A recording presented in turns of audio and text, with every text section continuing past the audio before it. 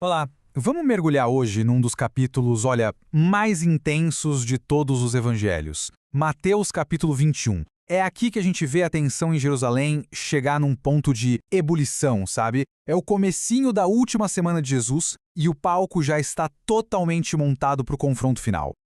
Então, o nosso roteiro por esse capítulo vai passar por 4 momentos-chave. Primeiro, a chegada do rei. Depois, o confronto direto lá no templo. Em seguida, as parábolas que foram verdadeiros sermões. E, por fim, a imagem da pedra angular. Vamos lá? Bom, tudo começa com a entrada de Jesus em Jerusalém. E nada aqui é por acaso. Cada detalhe desse momento foi pensado. Foi um ato totalmente simbólico que cumpria, na íntegra, uma profecia bem antiga e muito específica sobre como o rei chegaria. Essa profecia de Zacarias, ela já era muito conhecida e criava uma imagem bem clara na mente das pessoas de como o Messias viria. Não com pompa, não com poder militar, mas com humildade. E é exatamente isso que Jesus faz, cumprindo a expectativa nos mínimos detalhes. E a escolha do animal, gente, é fundamental aqui. Pensa comigo. Um general conquistador chegaria como? Num cavalo de guerra, né? Um símbolo de poder, de dominação. Mas Jesus, ao escolher um jumento, manda uma mensagem que não podia ser mais clara.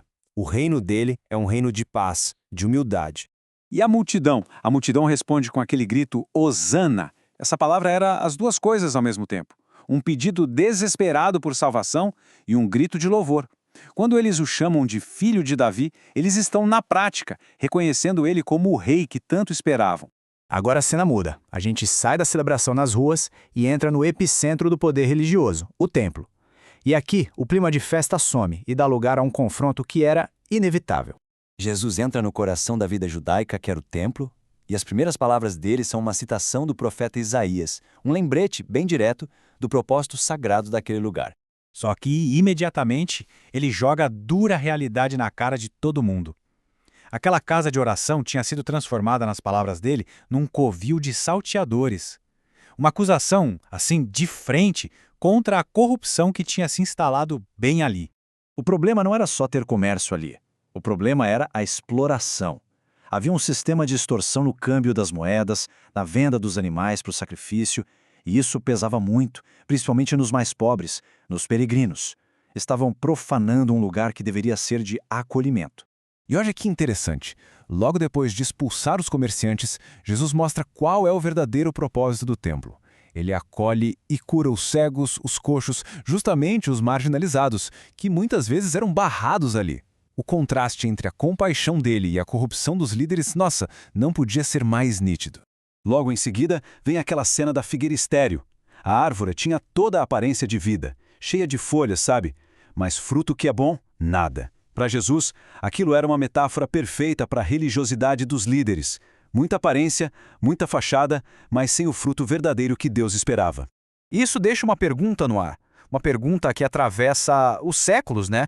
Será que a nossa fé se manifesta em coisas concretas, em frutos de verdade, ou é só uma questão de aparência? Só folhas. Então, quando desafiam a autoridade dele, Jesus não dá uma resposta direta. Pelo contrário, ele conta uma série de parábolas que funcionam como um espelho, forçando os próprios líderes a se julgarem. A primeira parábola, a dos 2 filhos, é um soco no estômago. Ela compara o filho que promete, mas não faz nada, com aquele que primeiro diz não, mas depois se arrepende e vai. A mensagem é clara. Para Deus, o que vale são as ações, não as palavras vazias. A parábola seguinte, a dos lavradores maus, é ainda mais dura. Ela conta a história de um dono de vinha que manda servos para recolher os frutos, mas eles são espancados, mortos. Por fim, ele manda o próprio filho, achando que, poxa, ao filho eles vão respeitar. Mas os lavradores o matam para ficar com a herança. A analogia com a rejeição dos profetas e, no fim, do próprio Filho de Deus. Era impossível não entender. E aí Jesus aplica a parábola diretamente a eles, com uma conclusão devastadora. O reino de Deus seria tirado deles e entregue a um povo que produzisse os frutos esperados. Liderança espiritual não era um direito de nascença, era uma responsabilidade. E isso nos leva à imagem final que Jesus usa, uma imagem poderosíssima que basicamente define a escolha que cada pessoa precisa fazer em relação a ele.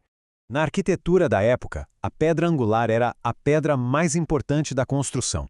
Era a primeira a ser colocada na fundação e ela alinhava todo o resto. A estabilidade do prédio inteiro dependia dela. Então, Jesus se apresenta como essa pedra angular. Para quem crê, ele é o alicerce firme, seguro, sobre o qual se constrói a vida. Mas para quem o rejeita, ele se torna uma pedra de tropeço, uma pedra que leva à queda, à ruína. Não existe meio termo. Olhando para tudo isso em Mateus 21, a gente vê uma série de eventos que chacoalham as Escrituras. A entrada triunfal, a purificação do templo, as parábolas. Tudo isso é um grande convite para a gente refletir sobre qual é a verdadeira natureza do reino de Deus e sobre a sinceridade que ele espera de nós. E da mesma forma que Jesus purificou o templo, ele deseja purificar o nosso coração, a nossa vida, de tudo aquilo que nos afasta dele. Então, fica o convite para abrir o coração para Cristo hoje, permitindo que ele entre triunfalmente, trazendo paz, transformação, renovação. Que a gente possa responder a esse chamado com uma fé de verdade e um compromisso sincero, construindo a nossa vida sobre a única pedra angular que permanece firme para sempre.